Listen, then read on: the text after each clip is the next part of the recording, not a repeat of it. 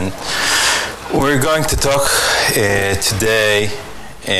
We'll start with some introduction. We'll go over the basics of compression, and we will revisit the original crime attack. And then we move on to our new contribution to this attack, is expanding crime in the sense that increasing the attack surface with changing the target of this attack to HTTP response, and later on introducing the time attack, which shift the target from measuring payload size to measuring payload send time, which in turn eliminates the need for the attacker to be an eavesdropper, which in turn then relaxes the requirement for the crime attack. And we will conclude with some suggested mitigation against this attack. So let's start with talking about compression over the web, and this is the state it has been prior to a crime attack. And compression over the web is based on the gzip algorithm, and the common compression is the compression of the HTTP response body. And this is most of us, when we think about HTTP compression, it's really the HTTP response body compression. And there are some more uncommon compression that use the gzip algorithm too, compressing the HTTP request body for file uploads, for example, and some header compression in the case of the SSL compression, which compress the whole channel, including the headers and all other parts of the message, and also SPDY, which compresses the HTTP request header too. And so gzip is really comprised of the LZ algorithm that was developed in Israel by Lempel Ziv in the late 70s. It compresses repeating strings in a lossless, asymptotically optimal way with no overhead, no extra dictionaries. So therefore it's a good candidate for web compression. And how does it work? Well, let's take the first verses of Genesis, and instead of coding repeating strings explicitly, we can use a pointer, a back reference. So in the beginning, God created, so we already had a blank and then THE and then space again. So we don't need to explicitly code it. We can just give a back reference, go back 25 steps, and copy 5 characters from that point, and so forth. And we can see that a lot of human-generated text are extremely the redundancy within it of repeating strings is very big, and therefore the compression is very valuable. And let's go over to the relationship between compression and encryption. So if I want to both compress my data so it would take less space, and also encrypt it because I want to keep it secret, so I can first compress and then encrypt, or I can encrypt and then compress. So I can do both things, but which is the more logical thing to do? Well, of course, you should first compress your data and then encrypt it, because encryption removes any sense of redundancy from the original plaintext. So if you are encrypting and then compressing, and the compression is actually compressing something, then it probably means that your encryption algorithm is not so good. So in order to efficiently compress, the compression must be applied on the plaintext and not on the ciphertext. And this is exactly the fact that the original crime used. And about a year ago, Rizon Dwang, I hope I pronounced it correctly, introduced the compression ratio infoleak made easy crime attack, which is a chosen plaintext attack model, and we will discuss what does it mean. And it targets compression information leakage. So let's first understand the attack model. As always, we have Alice and Bob that communicating securely through encryption between one another, and we have Eve, the eavesdropper. So the eavesdropper, the attacker has capability not only to eavesdrop, but also to choose arbitrary plaintext to be encrypted and obtain the corresponding ciphertext. So Eve can tell Alice to tell Bob something and watch it get sent over the wire, the encrypted form of Eve's chosen text. And in a slide, and we will go into details of it, but let's get a first impression of the crime attack. So the attacker in this case is sending some plaintext for the victim. So the victim now compresses and encrypts it. And the attacker is also able to measure the data size since the attacker is an eavesdropper. So, and let's remember that compression, LZ compression, compresses repeating string. So what the attacker tries to do is try to guess the secret data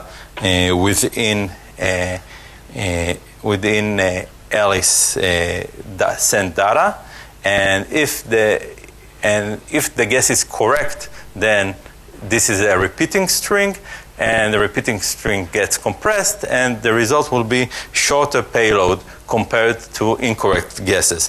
And using that method, the attacker can discover the secret in a character by character fashion.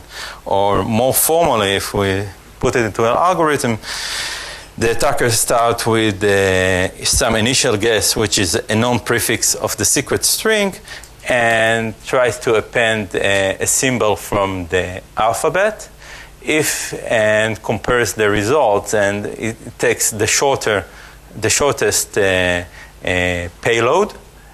It observes it gets sent over the wire, compressed and encrypted, and then it distinguished a good guess by because it's the shortest payload, has the shortest payload length, and now the attacker can add another symbol to this guess and go on to discover the whole secret by appending a character by character time after time.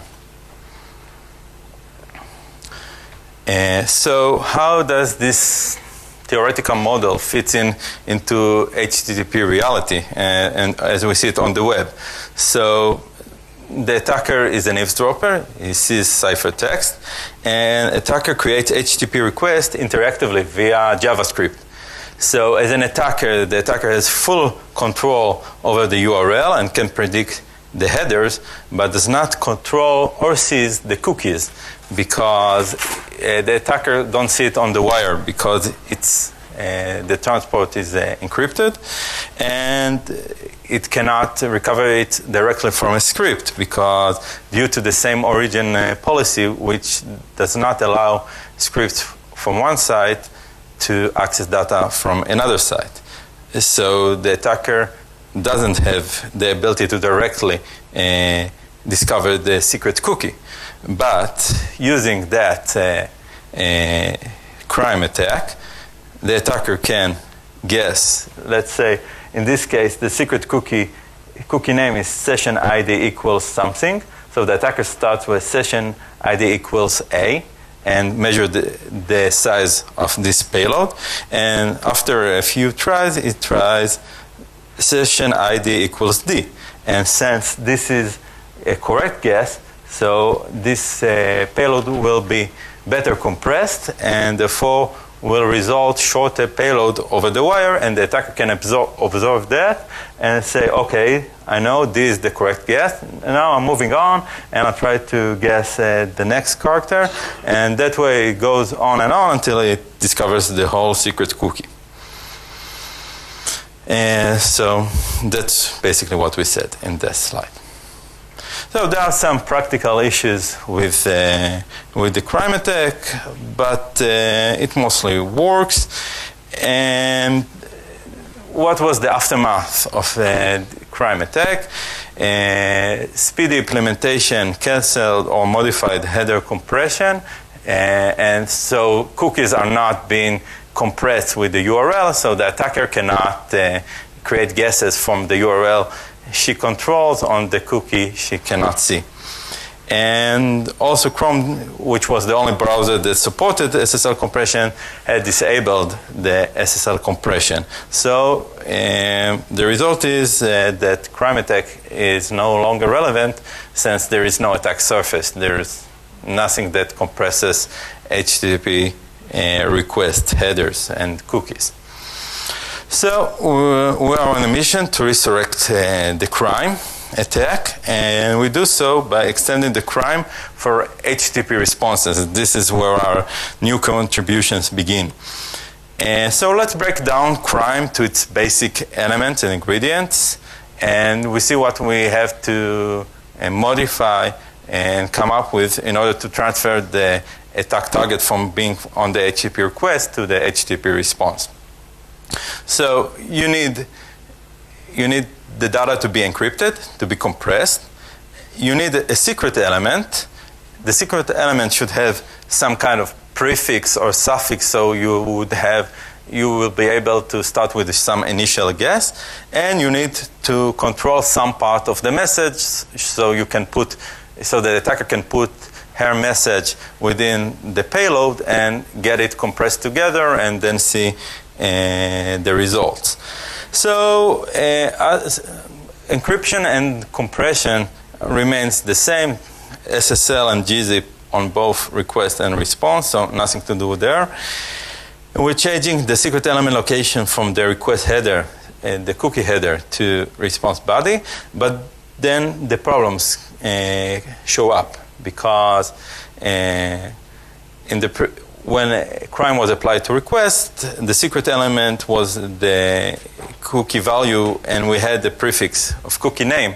But when we go to HTTP response, this secret data and its prefix is application specific. And also, what seems to be even a harder problem, that chosen plaintext location, it's very obvious when you have on HTTP request, the attacker controls the URL. But what does the attacker controls when it tries to find something on the HTTP response? It comes from the server, not from the client. So let's tackle these problems. First, secrets in response data.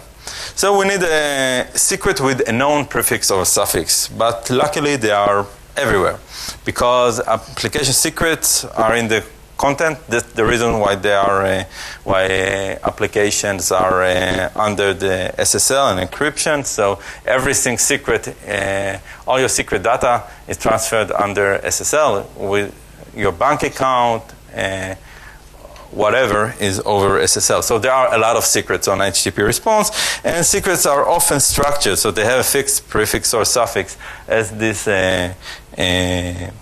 example shows. So it would say phone number, and then it will be followed by your phone number, or your bank balance is, and then your bank balance. So although this is application specific, it's not uncommon, and you will find structured secrets everywhere.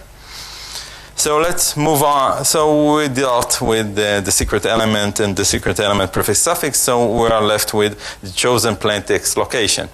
So again, this solution is application specific, and again, it's not infrequent because many application embeds user input as expressed with HTTP parameters within the response. And in fact, many times these parameters will be embedded even if there were no parameters on the original request, as this example from Twitter shows that originally this URL had no parameters at all, but I had added a question mark and then x equals my string and x equals my string, got embedded within the response. So the attacker have opportunities to embed her user-controlled data within the response.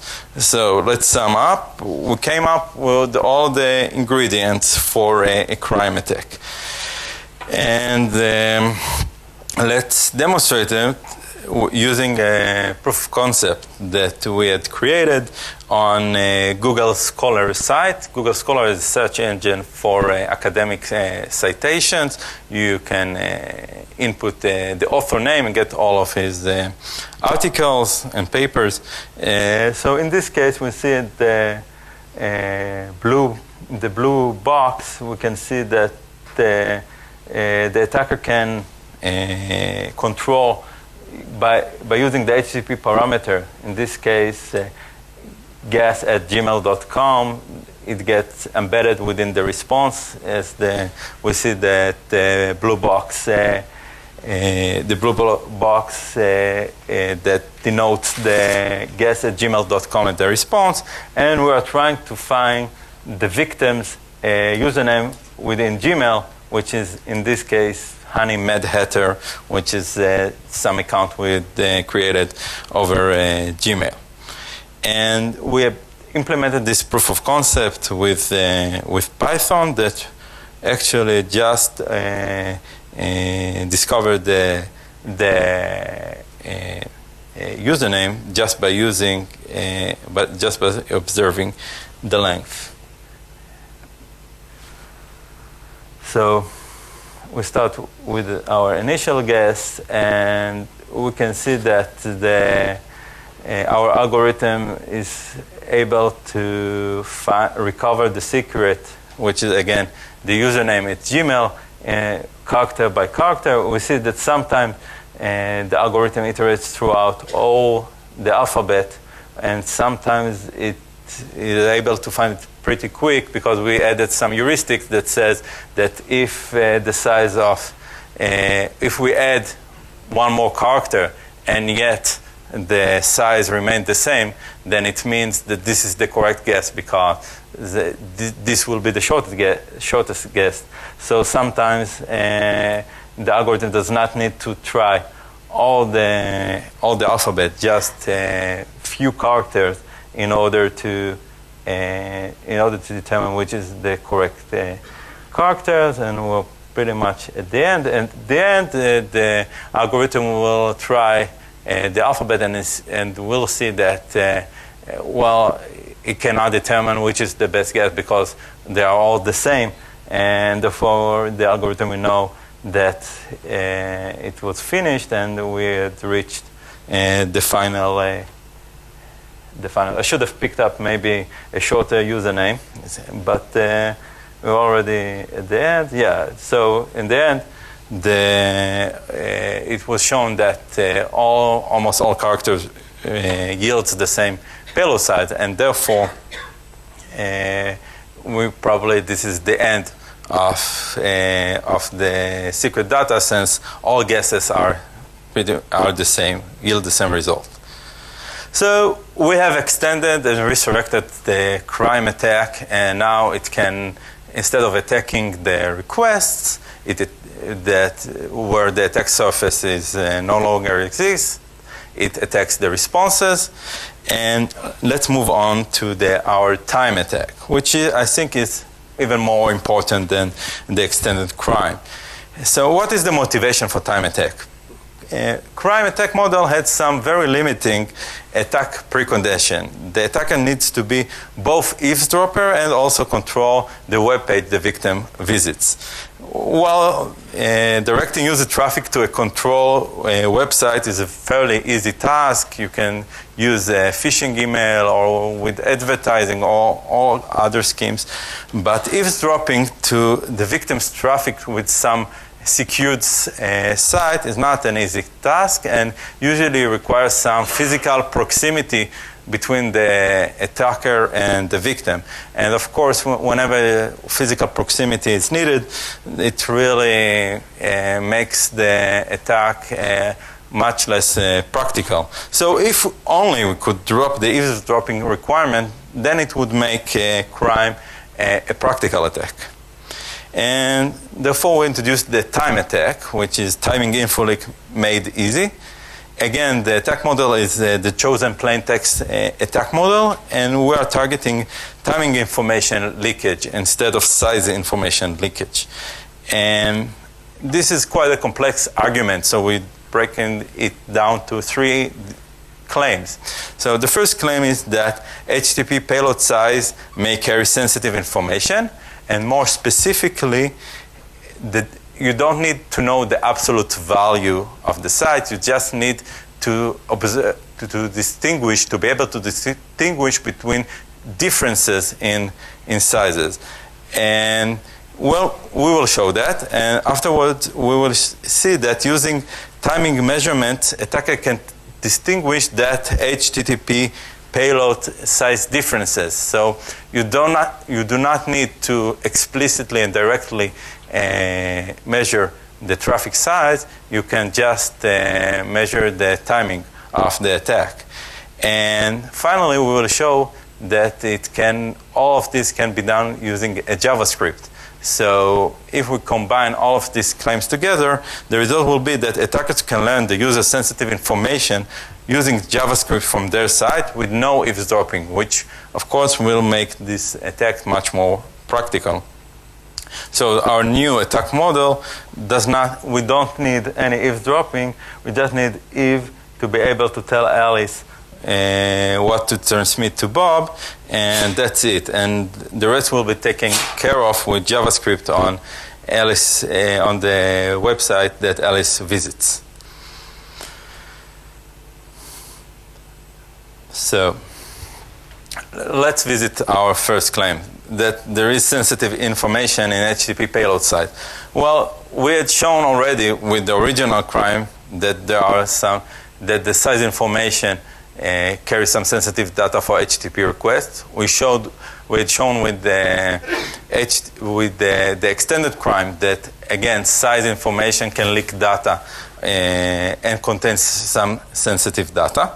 But we can also think of much simpler and not crime-related examples of information in size, found in size. For example, let's say your bank balance is not being compressed, and you know that if you have 4 figures in your bank balance, then it's the response size is 100 bytes, and if you have 5, then it's 101, and so on. So again, even if it's not, and it's not related at all to crime,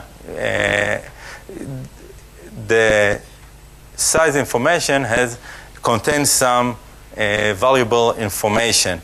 And we can see, I'm sure we can all think of all other scenarios where the size information leaks data. And moreover, we can see in all of these examples, we don't really need to know what is the exact size value, the absolute size value. We just need to be able to observe the difference. Such in crime, we don't care what is the absolute size of the payload over the network. We just want to get the shortest one. So we need to distinguish between shorter and longer, but we don't need to explicitly have the absolute value. And same goes for the bank balance figure example that we had mentioned earlier. So we had concluded that size information leaks data, and moreover, the size difference information leaks data. Let's move on and say we claim that timing reveals payload size differences. And it should be very intuitive that page size is highly correlated with the time it takes it to be transmitted over the network.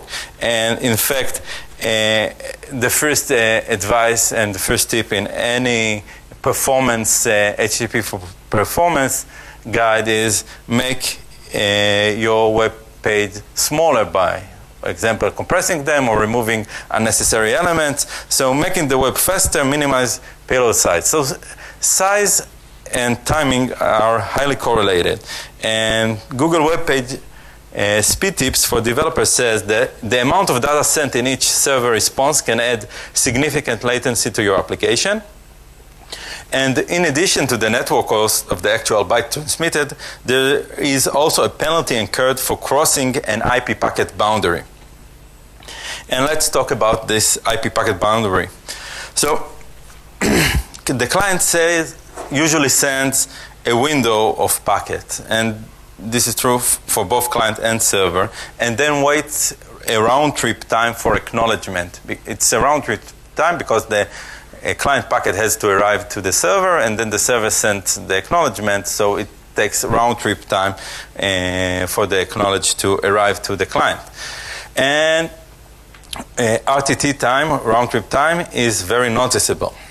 So using that boundary effect, the attacker can easily distinguish between the cases where the size of the payload is less or equal than this window, or to the cases where the size of this payload is bigger than that window. And if the payload length is exactly on the data boundary, the attacker can determine 1 byte differences, because it's even if the payload overflows just by 1 byte, then all of a sudden there is a big fine over this overflow, because it will take one more round trip time for it to be sent. So the attacker has the ability to distinguish between 1 byte differences. And remember that our attacker has the ability to add as many characters as he would like. So the attacker is fully able to to create the case where the client is sent, or the server, depends on what is attacking, that will be exactly on that boundary. So any change of 1 extra byte will be very noticeable. And let's see it in the wild. And first, request timing. So we sent a request with the Chrome browser, and the Chrome browser sent 2 packets and then wait.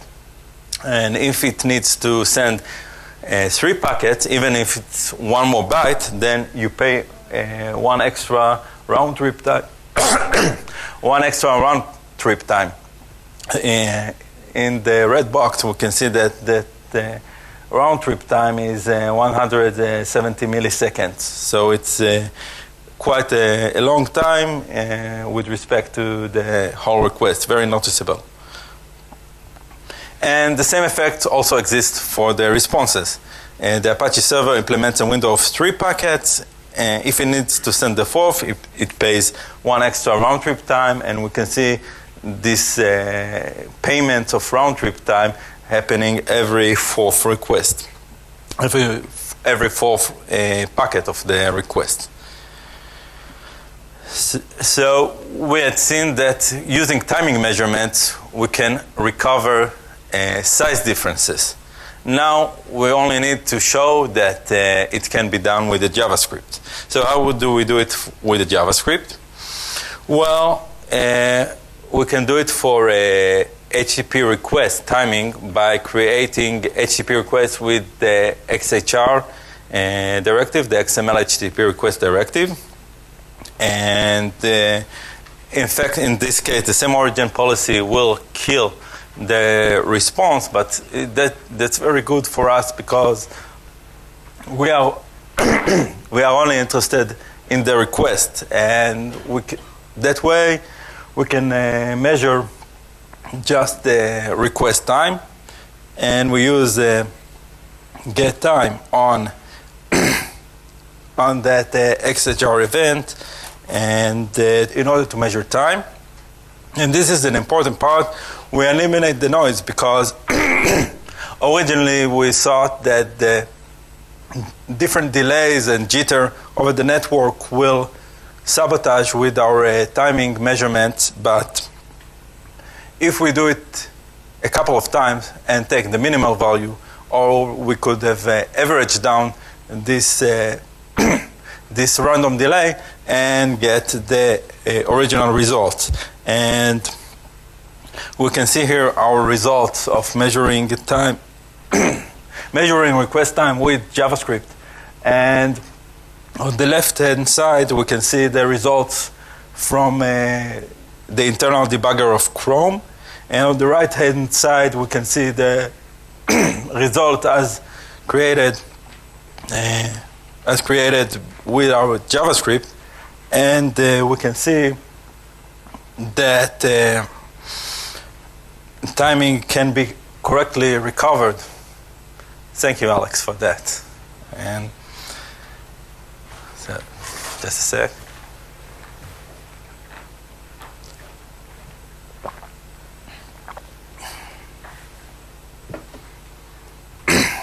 So timing can be correctly captured.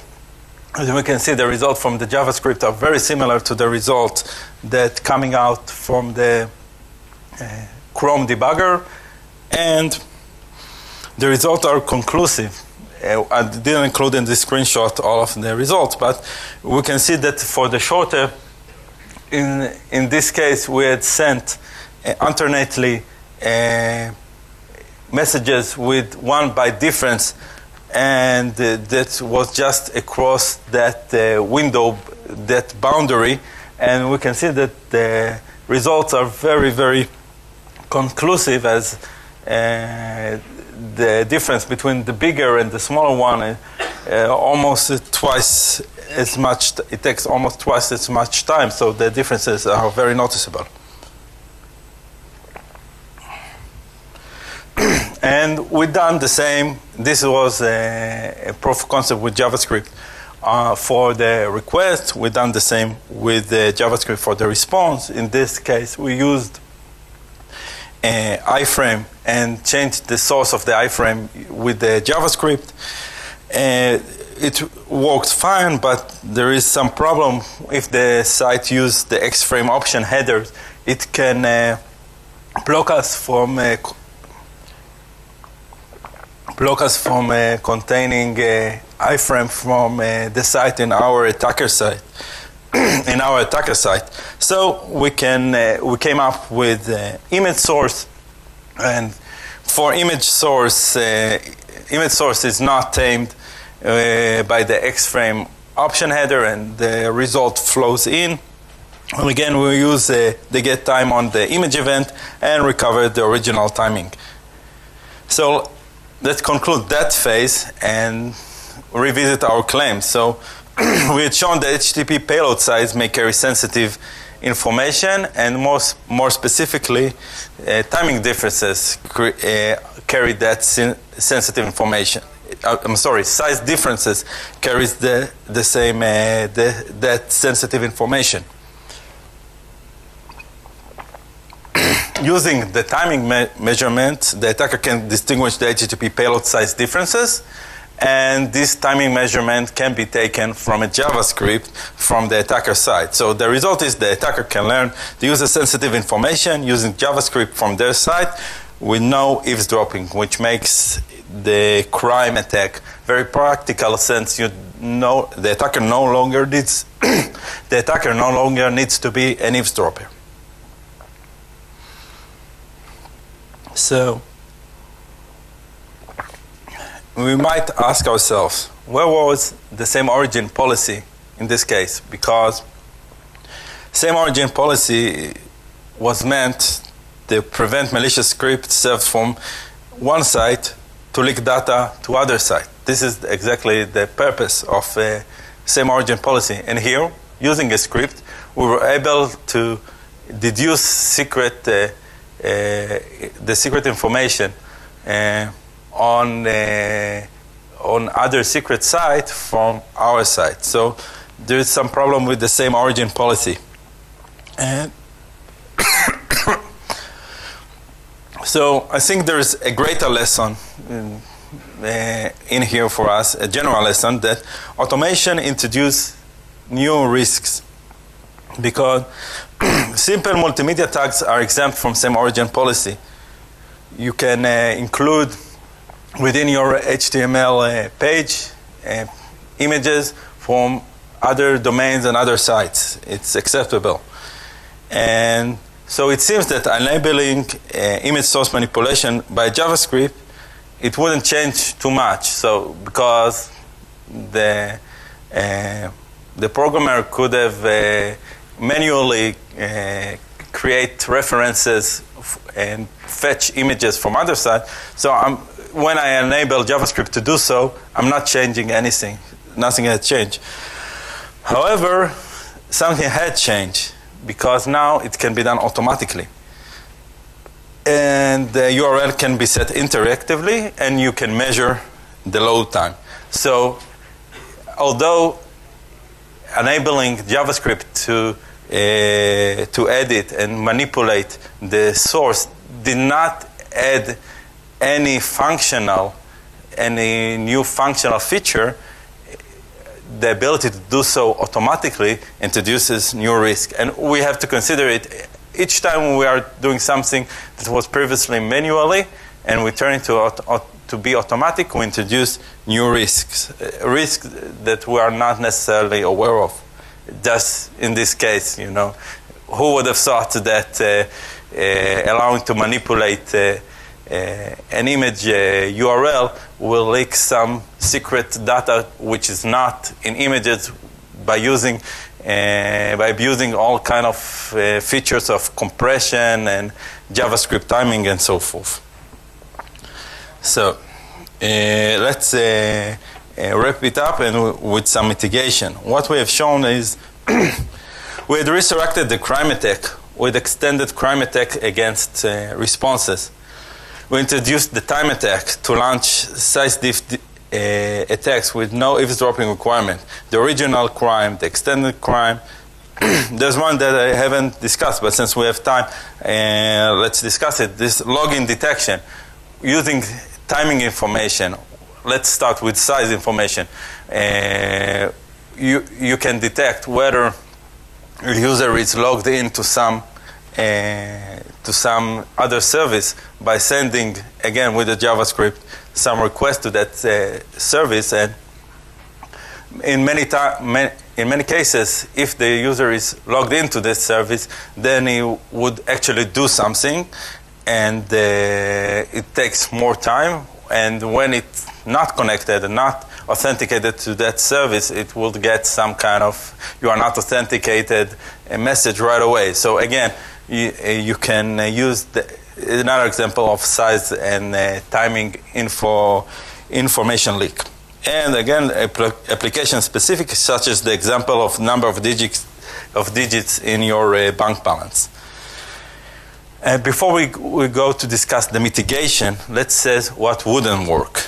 So, as the Lucky 13 authors write, and Lucky 13 is another recently published attack against SSL using timing. It says a natural reaction to timing-based attacks is to add a random time delay to frustrate statistical analysis. In fact, this countermeasure is surprisingly ineffective. And the reason is really obvious, that since this extra random time delay is random, we can use statistical analysis and create number of requests and average down this random delay, or take the minimal value as we had done in order to eliminate this random time delay. So this wouldn't work. So what would work? So we recommend that browsers should support and respect the X-frame options, a header for all content inclusion, not just iframe. And when you think of it, it's very logical. It will allow application to take control over the presentation of their content on other domain. The same way you don't want your original content to be framed in another site, this is the same way you don't want your images to be displayed by some other site. Or maybe you do and you want to explicitly allow it, or the other way around, you want to explicitly prohibit sites from including your images. Right now, there is no HTTP directive that allows you to do so. And by applying the X-frame options for images or other equivalent header, X image options if you like, for images, then the original application can control the presentation of its original content on other sites. And what application can do? First, application should take control over their content. They should implement CSEF protection, so they will govern the way that their content is being accessed. So they will know it's the user had wanted to get there and not just send there with another application. And use the X-frame option header as we had discussed. Another good advice is beware of unknown parameters. If you remember the Twitter example that we had shown, that by just pushing some unknown parameter that was not part of the application, we were able to control some parts of the response content. And this could have been mitigated if the application had some way to block or be alerted on the existence of unknown parameters and not just embedded into the response. And finally, deploy anti-automation measures, such as the case when we tried our proof of concept against Google. Sometimes Google got angry of us and said, "Oh, you're trying too many times. Please solve a CAPTCHA for me to prove that you are human." So the thresholds were not as so tight because we were able to really deploy this attack against Google Scholar. But if it had been correctly tuned, then it would have been a proper mitigation against this kind of attacks. With that, I conclude. If there are any questions. You mentioned cross-site request forgery protection as a mitigation. Mm-hmm. Actually, I was thinking the other way around, because I mean, cross-site request forgery tokens are typically embedded in the response page as a hidden field. So that would be something that I could guess then as an attacker. Yeah. So I don't have that, right? Yeah. So CSEF token seems like a logical target for this attack, and also this allows to get rid of that application specific because it's related to many frameworks, and we can have something more general than application specific. So very good remark.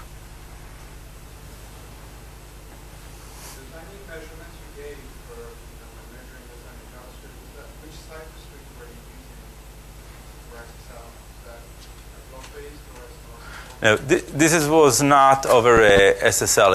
It just was to prove that timing over the network can be captured. And having said that, of course, it would have been better, to do the whole thing. But as we had seen, that timing attack is not necessarily related to SSL. In this case, if we drop the eavesdropper requirement, then it makes sense that this way the attacker can guess something it cannot see because it's on third site, and it cannot see it also on the network because it's not an eavesdropper. So even if it doesn't work for SSL, and I guess it would work for SSL because size is remained over the SSL. Of course, there might be some practical issues and overhead and so forth, and you might need a lot of more requests in order to get some noises out of the system. But even if it doesn't work on the SSL, there's a lot of cases where timing contains valuable information on non-SSL cases. Okay, thank you very much.